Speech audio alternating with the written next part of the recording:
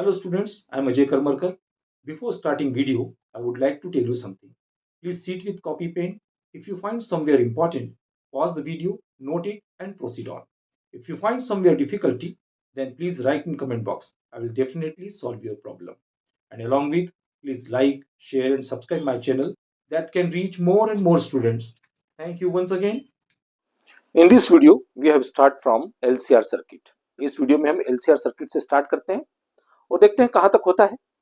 चलिए, तो सबसे पहले एसी सर्किट कंटेनिंग एलसीआर। तो यहां पर आपका इनपुट एसी है, इंडक्टेंस कॉइल, कैपेसिटर और रेजिस्टेंस, इसमें तीनों हैं, ये एल, ये सी और ये आर। जैसा कि हमने पिछले वीडियो में आपको मैंने बताया था कि एक ऐसा टी बना लीजिए और यहां पर इंडक्टर, यहां पर कैपेसिटर और यहां पर रेजिस्टेंस। यहां पर है वी आर इक्वल टू आई, ये है वी सी और यहां पर है वी एल। देखिए, ये डायग्राम तो बहुत छोटा सा है लेकिन बहुत सारी इंफॉर्मेशन ही बता रहा है। अब ये क्या बता रहा है? देखिए, potential in the case of potential किसमें? इंडक्टेंस में। पोटेंशियल 90 डिग्री आगे चलता है करंट से। यहां पर रेजिस्टेंस में रेजिस्टेंस और करंट दोनों साथ चलते हैं, मतलब इनका फेज एंगल 0 है। और यहां पर कैपेसिटर में करंट आगे चलता है और पोटेंशियल जो है वो लैग करता है, मतलब लैगिंग होता है। तो अब यहां पर इसी डायग्राम में यहां पर अब तीनों है, यानी यह VL, ये VC है। तो अगर हम मान ले कि इसका जो रिजल्टेंट है VL, obviously VL is greater than VC, और कितने डिग्री से? 180 डिग्री से। तो इसका जो रिजल्टेंट बनेगा वो रिजल्टेंट कैसा होगा? VL minus VC। तो इसकी डायरेक्शन हमने इस तरफ कर ली, ये VL, ये VC और ये आपका है VR, और ये कोई फेज है जिसे हम फाई नाम से डिनोटेट करते हैं। तो ये रिजल्टेंट V है। ओके, तो अब हमें रिजल्टेंट V निकालना है। तो resultant V equal to root ये वाली side VL minus VC whole square plus VR whole square. तो ये हो गया रिजल्टेंट। अब ये पोटेंशियल, पोटेंशियल को हम क्या लिखेंगे? IXL, IXC whole square plus IR का होल स्क्वायर। ओके, तो चलिए इसको इरेज कर देते हैं। तो यहां पर क्या हो जाएगा? V equal to root I common ले लेते हैं तो ये I का स्क्वायर है, XL minus XC whole square और यहां पर I square R square. I square get common and out of the root become I. XL minus XC whole square plus R square. Then V by I is equal to root XL minus XC whole square plus R square. V by I क्या होता है? Resistance. लेकिन यहां पर दो या दो से ज्यादा रेजिस्टेंस को हम क्या बोलते हैं? इंपीडेंस बोलते हैं। तो impedance is denoted by Z. Z is equal to XL minus XC whole square plus R square. अब देखिए, XL का मतलब क्या है, XC का मतलब क्या है? ये पिछली बार हमने या पिछले वीडियोस में हमने बात की थी। XL का मतलब होता है इंडक्टिव रिएक्टेंस, XC का मतलब होता है कैपेसिटिव रिएक्टेंस, ये एक प्रकार के रेजिस्टेंस ही है, और प्लस R स्क्वायर। इंपीडेंस इसलिए बोला जाता है कि ये दो या दो से ज्यादा रेजिस्टेंस को इंपीडेंस बोला जाता है। अब कितनी इंटरेस्टिंग बात है कि हम जब करंट इलेक्ट्रिसिटी की बात करते हैं तब हम कहते हैं कि रेजिस्टेंस को जीरो नहीं किया जा सकता, या किसी भी कंडक्टर का रेजिस्टेंस जीरो हो ही नहीं सकता। लेकिन हम इस डिवाइस से या इस प्रकार की प्लानिंग से हम जीरो बना, मतलब रेजिस्टेंस को जीरो नहीं पर कम से कम किया जा सकता है। कैसे कम किया जा सकता है? अगर हम इन दोनों की वैल्यू XL और XC को अगर बराबर ले ले तो आपका इंपीडेंस आपके R के बराबर हो जाएगा। ठीक है ना? मतलब आपका इंडक्टिव रिएक्टेंस और कैपेसिटिव रिएक्टेंस अगर बराबर ले ले, बराबर क्वांटिटी में या न्यूमेरिक वैल्यू बराबर ले लेते हैं, तो ये क्या हो जाएगा, ये 0 हो जाएगा और Z इक्वल टू R, मतलब आपका जो रेजिस्टेंस है वो इंपीडेंस आपका रेजिस्टिव हो जाएगा। मतलब रजिस्टर का जो रजिस्टर मतलब जो आपके रेजिस्टेंस का जो वैल्यू है वो वैल्यू आपके Z की वैल्यू के बराबर हो जाएगी। तो उसी केस को हम रेजोनेंस बोलते हैं। जनरली रेजोनेंस का मतलब ही यही होता है। देखिए रेजोनेंस क्या चीज होती है ये आपने वेव में भी पढ़ा है और उसी प्रकार का आप लोगों ने केमिस्ट्री में भी पढ़ा है। तो रेजोनेंस का मीनिंग भी सेम है। रेजोनेंस का मतलब जब दो या दो से ज्यादा डिवाइसेस की फ्रीक्वेंसियां सेम होती है तो एम्पलीट्यूड बढ़ जाता है। एम्पलीट्यूड बढ़ जाने को ही हम रेजोनेंस बोलते हैं। तो यहाँ का केस भी ऐसा इसी प्रकार से है कि यहाँ पर रेजोनेंस के केस में आपका XL is equal to XC हो जाएगा। XL को हम ओमेगा L लिखते हैं और XC को 1/ओमेगा C लिखते हैं। तो यहाँ पर क्या हो जाएगा, omega square is equal to 1/LC या omega equal to root LC। Angular frequency is equal to 1/√LC। अब ओमेगा की वैल्यू तो आपको पता ही है, 2 pi frequency is equal to 1/√LC। तो frequency is equal to 2 pi root LC। यही रेजोनेंस फ्रीक्वेंसी है। रेजोनेंस की फ्रीक्वेंसी क्या होती है, F equal to 1/2 pi root LC। Okay, तो यहां पर सबसे पहले हमने रेजोनेंस फ्रीक्वेंसी निकाल ली, यहां पर इंपीडेंस निकाल लिया और इसी प्रकार से हम 10 फाई की वैल्यू भी निकाल सकते हैं। तो 10 फाई की वैल्यू क्या हो जाएगी, जैसे हमने यहाँ पर बात की थी कि ये वाली जो वैल्यू है VL minus VC, VL minus VC और अपॉन में VR, राइट। और यहां पर IXL minus IXC upon IR। तो यहां से हमने I कॉमन निकाल करके कैंसिल कर दिया, तो XL minus XC by R। तो यहां पर ये 10 फाई की वैल्यू हो गई। ओके, तो यहां पर ये रेजोनेंस सर्किट है जिसमें LCR कंटेन्स है। ओके, तो आप अच्छी तरह से रेजोनेंस की कंडीशन को समझ गए होंगे। तो रेजोनेंस कंडीशन में कौन कौन सी कंडीशन एप्लीकेबल होती है, वहां पर आपका XL इक्वल टू XC होना चाहिए, यानी आपकी जो फ्रीक्वेंसी है, या ओमेगा L इक्वल टू 1/ओमेगा C, या omega square equal to LC, omega equal to root LC, या फिर frequency equal to 1/2 pi root LC होना चाहिए। ये रेजोनेंस है। अब इस रेजोनेंस का यूज क्या है, तो रेजोनेंस का मतलब होता है कि इसमें आपकी फ्रीक्वेंसी इंक्रीज हो गई। आप लोगों ने साउंड का चैप्टर पढ़ा है पिछले साल, और साउंड किसमें सोनोमीटर का कभी आपने प्रैक्टिकल किया हो तो उसमें कागज का एक टुकड़ा तार के ऊपर रख दिया जाता है और ट्यूनिंग फॉर्क से स्ट्राइक करके रबर पैड पर उसके ऊपर रखा जाता है। जब फ्रीक्वेंसी बढ़ जाती है तो कागज का टुकड़ा गिर जाता है, इसका मतलब वहां रेजोनेंस हो गया। रेजोनेंस के केस में एम्पलीट्यूड बढ़ जाता है और एम्पलीट्यूड बढ़ने की वजह से वो कागज का टुकड़ा नीचे गिर जाता है। तो यहाँ पर जब हम लोग रेडियो पर या कहीं पर टीवी पर या इन पर प्रोग्राम सुनते हैं तो एक्चुअली में हमें जब क्लियर साउंड तब सुनाई देता है जब वो रेजोनेंस में हो, जब हाई एम्पलीट्यूड पर हो, जब उसकी पीक वैल्यू ज्यादा हो। ठीक है ना, peak value, peak potential, peak current, ये पीक वैल्यू जब ज्यादा हो तब उस वक्त हमें रेजोनेंस की रिक्वायरमेंट पड़ती है। तो अगर हम यहां पर पीक वैल्यू ऑफ करंट और एंगुलर फ्रीक्वेंसी के बीच में अगर ग्राफ प्लॉट करें तो हमें इस प्रकार का ग्राफ मिलेगा। यहां पर हम देखते हैं कि इसको हम ज्यादा बोलते हैं शार्प। ये शार्प वैल्यू है, शार्प वैल्यू पे करंट ज्यादा है।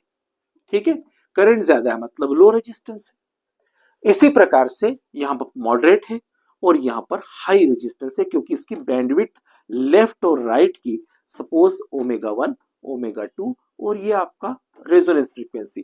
तो रेजोनेंस फ्रीक्वेंसी पे शार्प है, ठीक है ना, इसकी बैंडविड्थ कम है। तो बैंडविड्थ का कम होना, बैंडविड्थ का कम होना ही शार्प कहलाता है, शार्पनेस कहलाता है। ठीक है ना, तो पहली बात आपको अच्छे समझ में आ गई कि जो वेव बनती है उसमें बैंडविड्थ का क्या इंपॉर्टेंस है। हमारे जो प्रोग्राम होते हैं उसमें हम लेफ्ट और राइट, अब तो एनालॉग सिस्टम खत्म हो गया है, अब डिजिटल सिस्टम चालू हो गया है, लेकिन एनालॉग, एनालॉग मतलब वेव फॉर्म, जब वेव फॉर्म चलती थी तब उसमें ये वाली जो चौड़ाई है अगर ये बड़ी हुई है, इसका मतलब क्या हुआ, इसका मतलब बैंडविड्थ ज्यादा है। ठीक है, और हमें बैंडविड्थ कम करना हो तो बैंडविड्थ कम करना हो तो क्या करना होगा, पीक वैल्यू को बढ़ाना होगा, इसका मतलब रेजिस्टेंस कम करना होगा। तो इसी को हम शार्पनेस कहेंगे, राइट।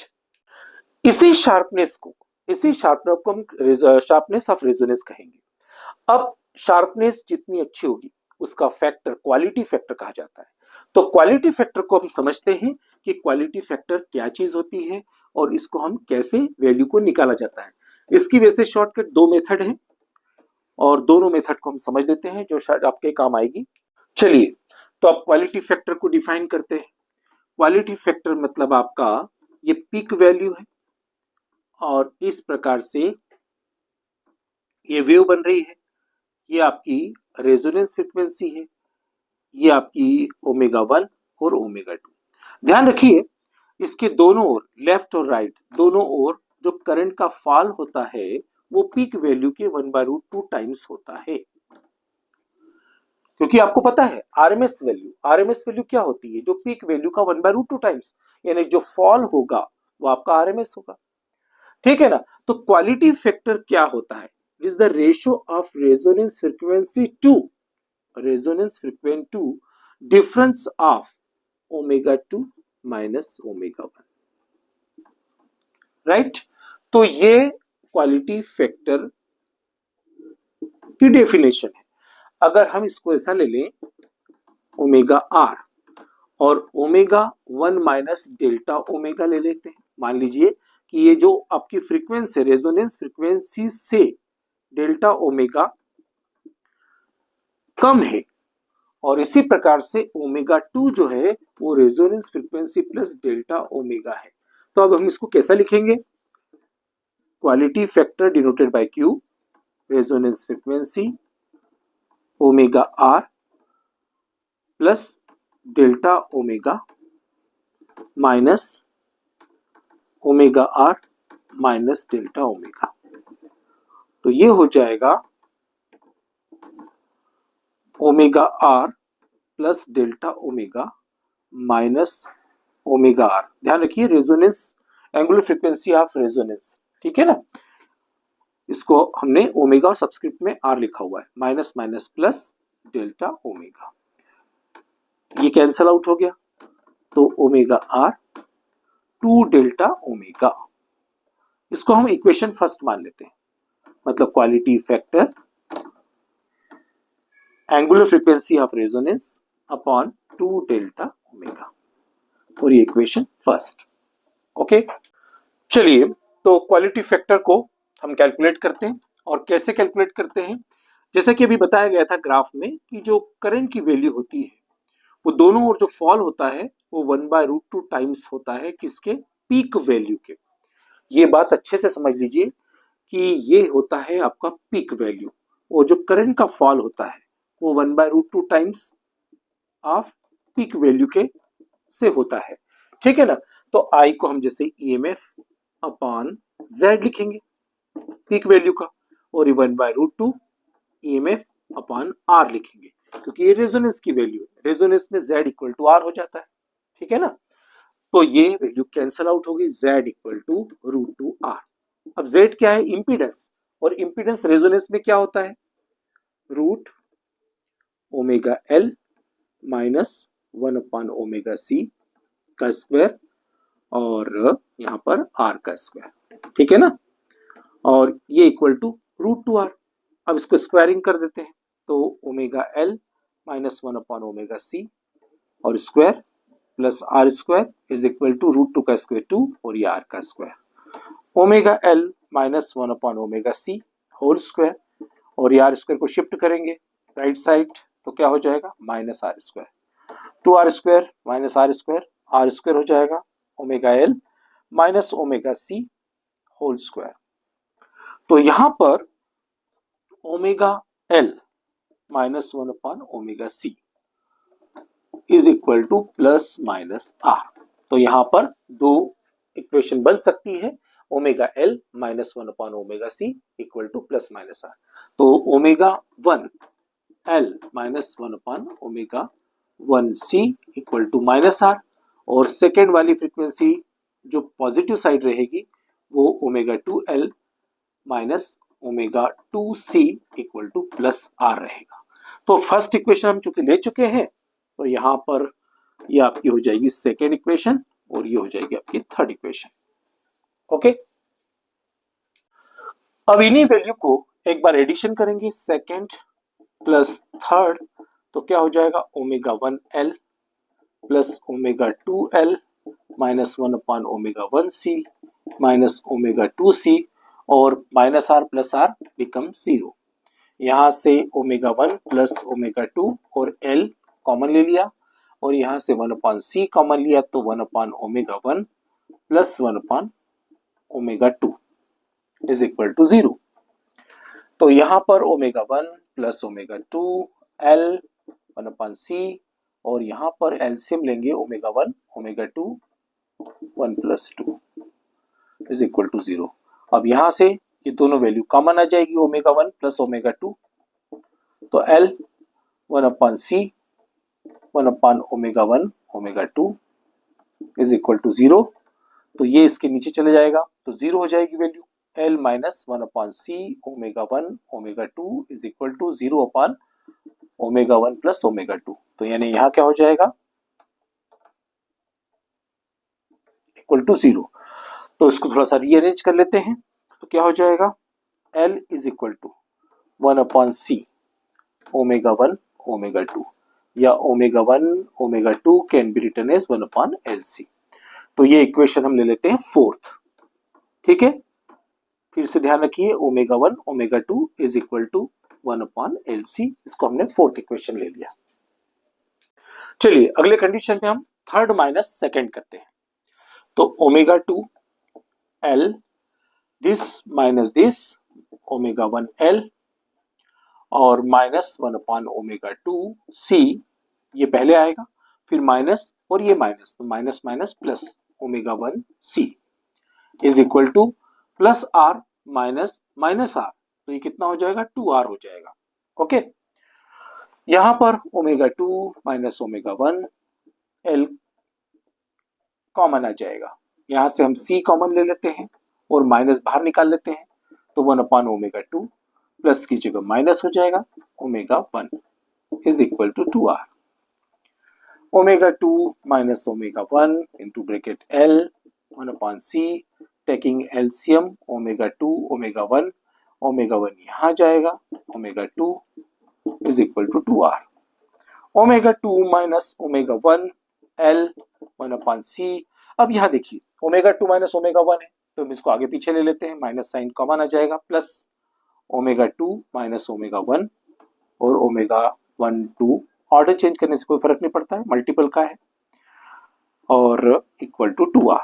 तो ये पोर्शन कॉमन आ जाएगा, मतलब ω2 माइनस ω1। ध्यान रखिए ω2 और ω1 क्या है, ω2 जो एंगुलर फ्रीक्वेंसी है वो रेजोनेंस के राइट साइड की है। इस प्रकार से जो ग्राफ हमने बनाया था, ये आपके रेजोनेंस फ्रीक्वेंसी है, तो ये ω2 है और ये ω1 है। ठीक है, तो ये ध्यान रखना है अपने को।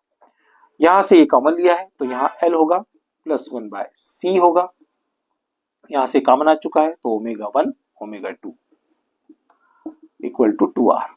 तो ω2 minus ω1 bracket L plus 1/c, और ω1 ω2 हमारी इक्वेशन फोर्थ क्या कहती है, ω1 ω2 इज इक्वल टू 1/LC, तो ये 1/LC। ठीक है, और ब्रैकेट क्लोज 2r, तो यहां से c से c कैंसिल हो गया, ये L ऊपर चला जाएगा, अपान का अपान कहां जाता है, ऊपर चला जाता है, तो ये L plus L is equal to 2r। तो अगली स्टेप में यहां पर क्या आ जाएगा, ω2 माइनस ω1 इज इक्वल टू, ये आपका 2L हो गया और ये 2r है, तो ये 2 से 2 कैंसल, तो ω2 माइनस ω1 इक्वल टू r/L। तो ये वैल्यू हमारी ω2 माइनस ω1, मतलब दोनों एंगुलर फ्रीक्वेंसियों का डिफरेंस जो होता है वो r/L आता है। ओके, चलिए अब बिल्कुल अब फाइनल टच है। अब हम अपने फार्मूले पर आते हैं, ओमेगा आर टू और डेल्टा आर, या इसको हम omega two minus omega one भी लिख सकते हैं। तो इक्वालिटी फैक्टर, अब अपने को पता है कि एंगुलर फ्रीक्वेंसी की जो वैल्यू होती है वो रूट एल सी होती है, तो इसकी जगह हम क्या लिखेंगे, root L C upon omega two minus omega one R by L. तो ये वैल्यू नीचे आ जाएगी, रूट एल सी, और ये एल न्यूमरेटर में आ जाएगा, ये आर। अब हम एल को दो बार रूट में लिख सकते हैं, क्योंकि रूट एल मतलब एल, और ये आपका रूट एल सी ऐसा लिख सकते हैं सेपरेट करके, और ये वन बाय आर। तो रूट एल से कैंसिल हो गया, तो आपका क्वालिटी फैक्टर हो गया रूट एल बाय सी। ये क्वालिटी फैक्टर की वैल्यू है। ओके, तो क्वालिटी फैक्टर का derivation Q equal to one upon R root L by C होता है। जैसे कि डेरिवेशन से पता चल रहा है कि Q is inversely proportional to the R. जितना ज्यादा आर होगा क्वालिटी फैक्टर उतना कम होगा, जितना आर कम होगा उतना क्वालिटी फैक्टर बेटर होगा। अब इसके लिए एक ट्रिक और है, इतना बड़ा डेरिवेशन आपको नहीं करना है, और एग्जाम में अगर आप कुछ भूल रहे हो तो बिल्कुल सिंपल सा कंसेप्ट है, Z और R, यानी कि जो आपका या तो कैपेसिटिव या आपका XL बाय आर ले लो, या फिर XC बाय आर ले लो। दोनों का ही जो रेशो होता है वो भी आपका क्वालिटी फैक्टर बन जाएगा। देखिए कैसे बनता है, XL बाय आर, XL क्या होता है, omega L by R. Okay, यहां तक ठीक है। ओमेगा को क्या लिख सकते हैं, one by root L C, और ये एल बाय आर, ये दो बार रूट में लिख लिया, ये रूट एल, ये रूट सी, और ये आर को हमने बाहर कर लिया, ये cancel, one upon R root L by C. ये हो गया क्वालिटी फैक्टर, हो गया ना।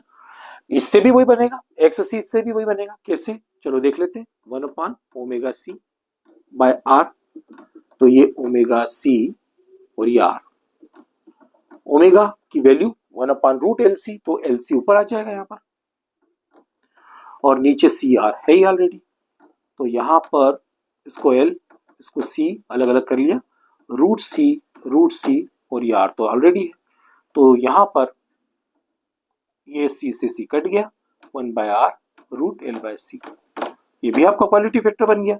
तो ये कंसेप्ट आपको याद रखना है, इस प्रकार से ये क्वालिटी फैक्टर का डेरिवेशन हुआ, और कंसेप्ट आपको समझ में आ ही गया होगा कि ये शार्पनेस ऑफ रेजोनेंस, यानी हमको अच्छी तरह से कोई ट्यूनिंग करनी हो तो हमें क्या करना होता है, किस प्रकार से रेजोनेंस की फ्रीक्वेंसी या बैंडविड्थ को किस प्रकार से किया जाए। Thank you for staying till the end of this video. Definitely, when you will become success, whole contribution goes to your hard work. But if my videos, my lectures, my questions will help in your success, I will consider myself lucky. Please like, share, and subscribe my channel that can reach more and more students. Thank you once again. Take care. Bye bye.